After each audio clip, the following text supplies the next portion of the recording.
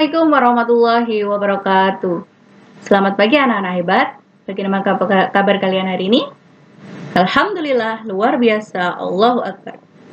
Kembali lagi belajar bareng Bufia di materi kelas 6. Hari ini kita akan belajar di tema 4 globalisasi, subtema 3 globalisasi dan cinta tanah air dengan mata pelajaran ilmu pengetahuan sosial. Nah, sebelum kita memulai pelajaran, marilah kita berdoa terlebih dahulu ya. Berdoa mulai. Berdoa selesai. Sudah siap kalian untuk belajar hari ini? Kalau sudah siap, yuk langsung saja kita mulai. Anak-anak hebat, hari ini kita akan belajar tentang kerjasama anggota-anggota ASEAN dalam bidang ilmu pengetahuan dan teknologi.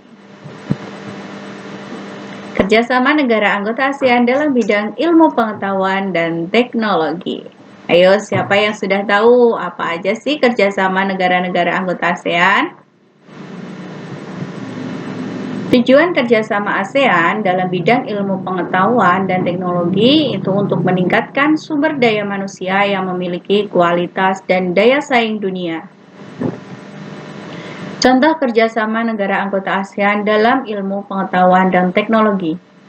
Yang pertama, deklarasi penguatan kerjasama pendidikan yang dilaksanakan pada KTT ASEAN ke-15 tahun 2009. 2. Kerjasama yang bertujuan untuk meningkatkan jumlah tenaga ahli ASEAN.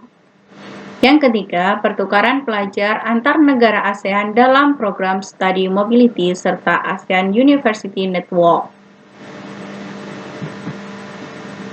Kerjasama negara-negara ASEAN dalam bidang iptek sudah sejak tahun 1967 melalui program ASEAN Help ASEAN Initiative.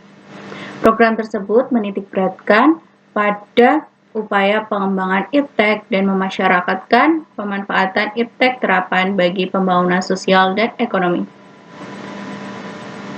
Salah satu sasaran yang ingin dicapai dalam kerjasama di bidang iptek adalah meningkatkan daya saing kawasan dengan cara memperkuat kapasitas masyarakat ASEAN. Sasaran tersebut dapat dicapai dengan negara-negara ASEAN melakukan kesepakatan untuk mengembangkan kerjasama iptek melalui partisipasi masyarakat dan kalangan dunia usaha dalam pengembangan dan pemanfaatan iptek termasuk sektor swasta. Tujuan kerjasama ASEAN. Yang pertama, mempercepat pertumbuhan ekonomi, kemajuan sosial, serta pengembangan kebudayaan. 2. Meningkatkan stabilitas dan perdamaian. 3. Saling membantu di bidang sarana-sarana pelatihan dan penelitian dalam bidang pendidikan, kesehatan, teknik, dan administrasi.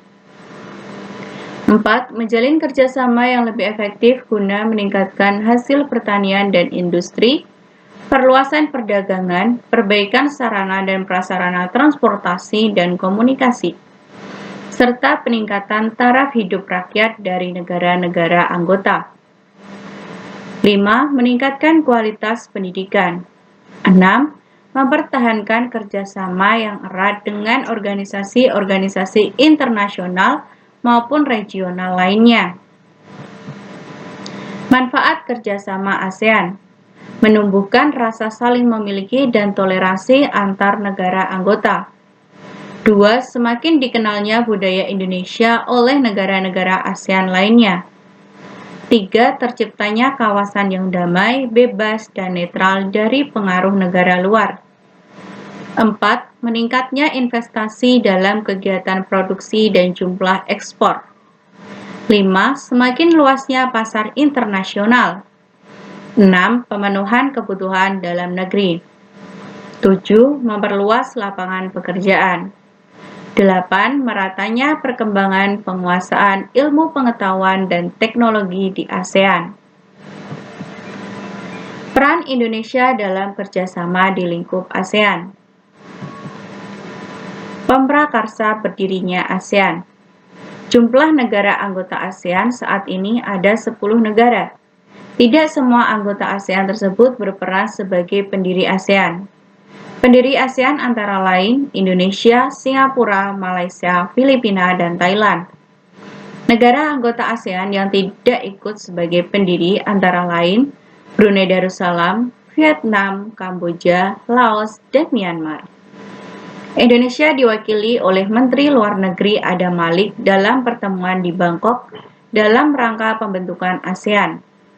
Menteri Luar Negeri Adam Malik ikut menandatangani Deklarasi Bangkok pada tanggal 8 Agustus 1967 sebagai awal berdirinya ASEAN. Tempat penyelenggaraan KTT ASEAN pertama. Pemerintah Indonesia pernah menjadi tuan rumah pertemuan kepala pemerintah dan kepala negara pada KTT ASEAN 1.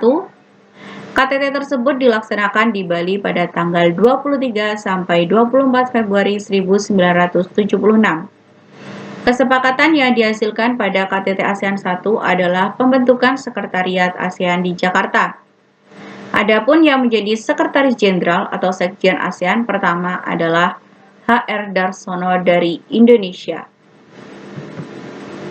Ikut serta dalam upaya menciptakan perdamaian di ASEAN. Indonesia membantu negara-negara anggota ASEAN lainnya yang sedang mengalami konflik. Indonesia pernah menjadi penengah konflik antara Vietnam dan Kamboja. Konflik terjadi karena Vietnam menduduki Kamboja. Indonesia pernah menjadi penengah kedua belah pihak sejak tahun 1987.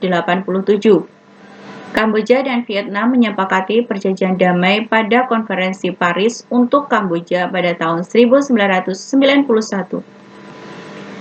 Indonesia juga menjadi penengah antara pemerintah Filipina dan pemberontak Moro National Front Liberation atau MNLF. Akhirnya, pemerintah Filipina maupun MNLF sepakat untuk melakukan pertemuan di Indonesia dan membuat perjanjian damai. Ikut serta dalam KTT ASEAN ke-9 di Bali. Bali dijadikan sebagai tempat pertemuan kepala negara dan kepala pemerintahan ASEAN pada bulan Oktober 2003. Indonesia mengusulkan pembentukan komunitas ASEAN atau ASEAN Community. Komunitas tersebut mencakup bidang keamanan, sosial kebudayaan, dan ekonomi. Indonesia memimpin ASEAN. Indonesia menjadi negara yang memimpin ASEAN pada tahun 2004. Indonesia menyelenggarakan serangkaian pertemuan dalam masa kepemimpinannya. Pertemuan tersebut antara lain pertemuan tingkat Menteri ASEAN atau ASEAN Ministerial Meeting, Forum Kawasan ASEAN atau ASEAN Regional Forum, pertemuan Kementerian Kawasan mengenai penanggulangan terorisme, dan beberapa pertemuan lainnya. Penyelenggaraan pertemuan khusus para pemimpin ASEAN pasca gempa bumi dan tsunami. Pertemuan khusus para pemimpin ASEAN pasca gempa bumi dan tsunami dilakukan pada tanggal 6 Januari 2005. Pertemuan tersebut membahas tentang tindakan-tindakan untuk mengatasi bencana alam dan tsunami pada tanggal 26 Desember 2004 di Asia Tenggara.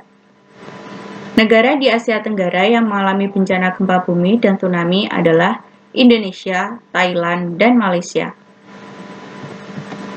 Peresmian ASEAN Forum 2007 di Jakarta. Peresmian ASEAN Forum 2007 diselenggarakan dalam rangka memperingati Hari Jadi ASEAN ke-40. Penyelenggaraan ASEAN Forum 2007 bertujuan untuk mendukung terwujudnya Komunitas ASEAN 2015. Tuan rumah KTT ASEAN ke-19. Indonesia pada 1 Januari 2011 menjadi Ketua ASEAN. Indonesia juga menjadi tuan rumah KTT ASEAN ke-19 pada tanggal 17 sampai 19 November 2011. Kesepakatan yang diperoleh dalam KTT ASEAN ke-19 adalah Kesepakatan Kawasan Bebas Senjata Nuklir Asia Tenggara atau Southeast Asia Nuclear Weapon Free Zone. Traktat yang sebelumnya disusun di Bangkok, Thailand dapat diratifikasi selama Indonesia menjadi ketua ASEAN.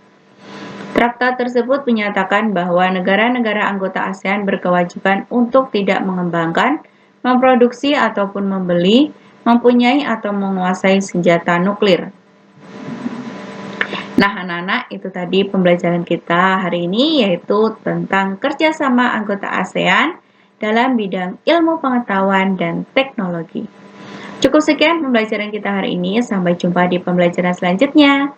Wassalamualaikum warahmatullahi wabarakatuh.